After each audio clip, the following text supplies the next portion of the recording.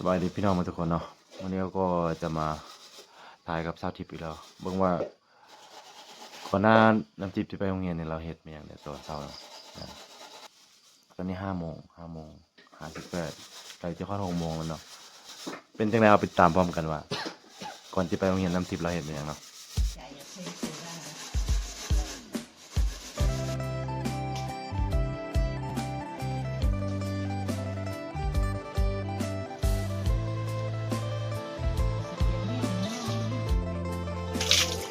ต้องมาล้างหน้าก่อนบ่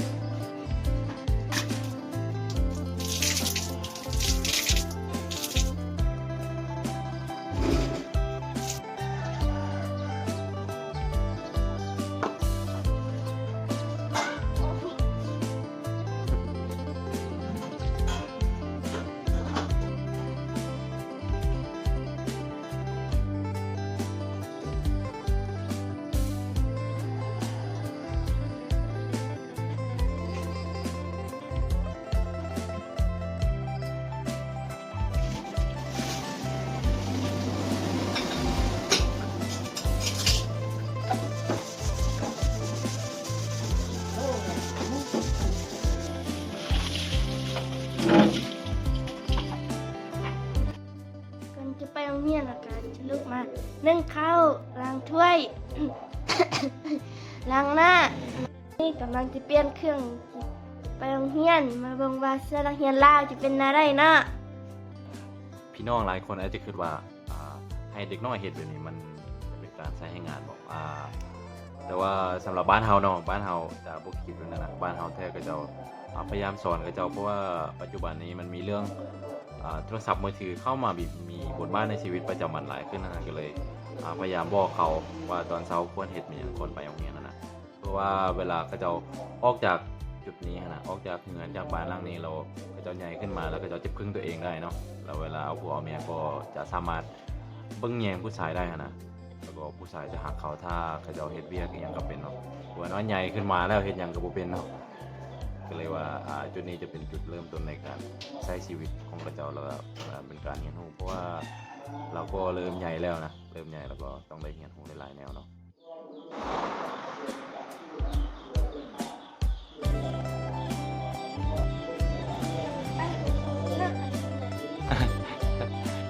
แป้งดีๆแล้วข้อเสือ นี่ก็จะเป็นเสื้อนักเรียนแบบคอเต้า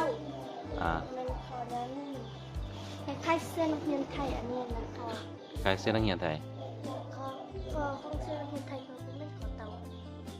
ขอเสื้อให้หน่อยอันนี้ยังแต่งตัวเป็นเท่านั้น แล้วที่แล้วล่ะแต่ทุกปี เข้าไอ้นี่เนาะเชียงก็เลยเปลี่ยน ช่วงนี้น้ำทิพย์บ่สบายนะก็เลยบ่ได้ถ่ายเนาะมื้อนี้ก็เมื่อวานนี้ก็กินยาแล้วก็จะดีขึ้นนิดนึงก็เลยมาถ่ายไอขอกเลยเนาะ ต้องปิดหน้ามาเด้เห็นบ่งามบ่ใส่ชุดทั้งเฮียทั้งงามแล้ว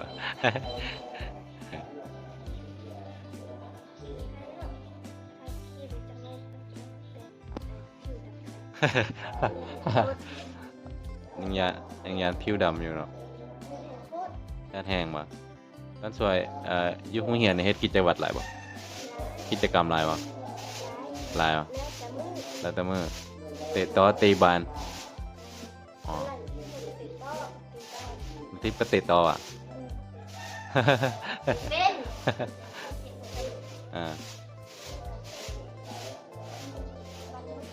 แม่นบ่นี่คือว่าบ่สร้างตีแต่ยังผู้สูงกว่าหมู่เนาะ มันนัก บ่นักลูกก็บ่จำเป็นต้องเอามือทางอย่างที่เอามือไปห่ออย่างซี่มันก็ไปแล้วบาน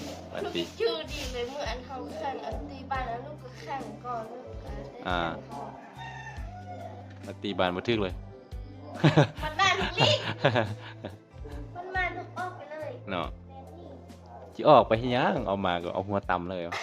เอาหัวต่ำก็ได้ตีนเตะก็ได้นี่ เขามีแต่คนที่มันเป็นบทเรียนลูกวิเศษ เนาะ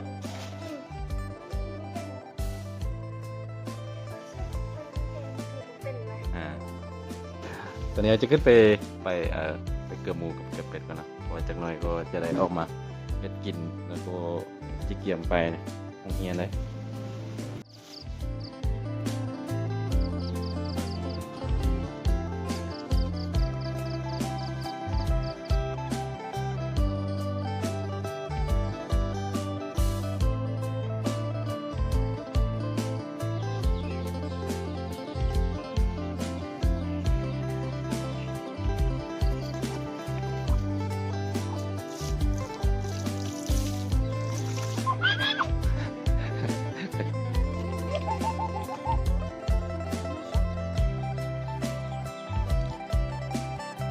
วันนี้นะเขาก็จะเลี้ยงแต่ตุ๊กเป็ดนะ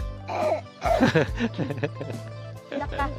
มันไก่เขาเลี้ยงอีกบอนน่ะมันก็อยู่ไกลเลยประมาณโอ้โหมันไก่ถ้ามือได้เขาจะไปเกลือไก่ให้พี่ๆเบิ่งเนาะมันจะเป็นแนวได้มันจะมีไล่สำได้หน้าตะไก่นะ ว้าวคือลำใหญ่เลยอีลำใหญ่เนาะปิดท้ายด้วยเนาะงงไป เอ้ยมันใหญ่เลย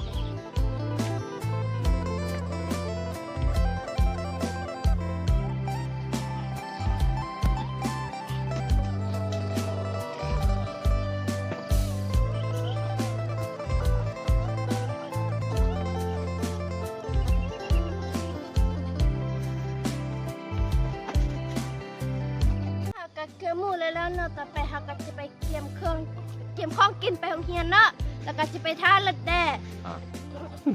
ได้ลำใหญ่ดิ อันนี้เนาะทุกคนเนาะ จะไปแล้วเนาะ ตอนนี้เขาก็จะไปกินข้าวแล้วเนาะ ทุกคนเนาะ ยังบ่มียังเธอมีเนาะมาก่อน เนาะก็จะพาไปเบิ่งกันเนาะ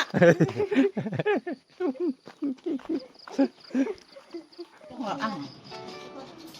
นี่ยาของเขาเป็นยา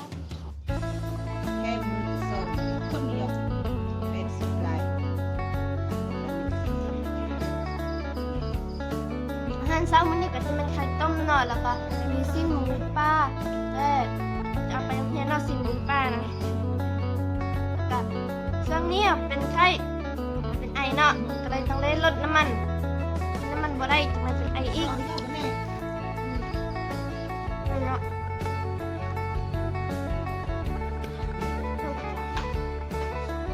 มันเนาะ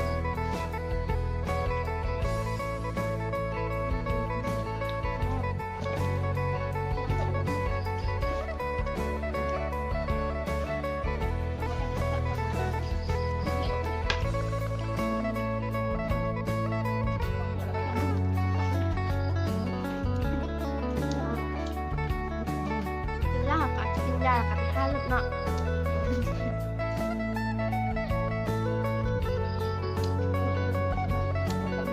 อย่างนี้เป็นว่าตัวละ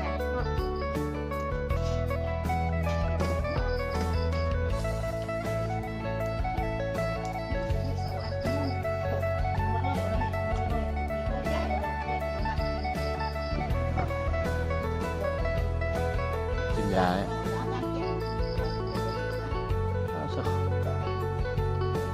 เป็นไอแล้วก็กินยาแล้วกินตัวละเม็ด2 เม็ดคนเดียว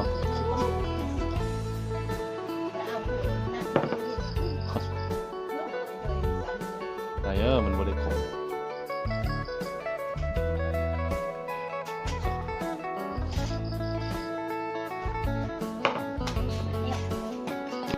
ตอนนี้เขาก็กินข้าวแล้วเนาะแล้วก็กินยาแล้วเลือดแต่เขาจะไปท่าเลือดไปเกมให้ไอ้คนไทยนะแต่เขาขึ้นเลือดนะเด็กเป็นอย่าบันจ้างจะต้อง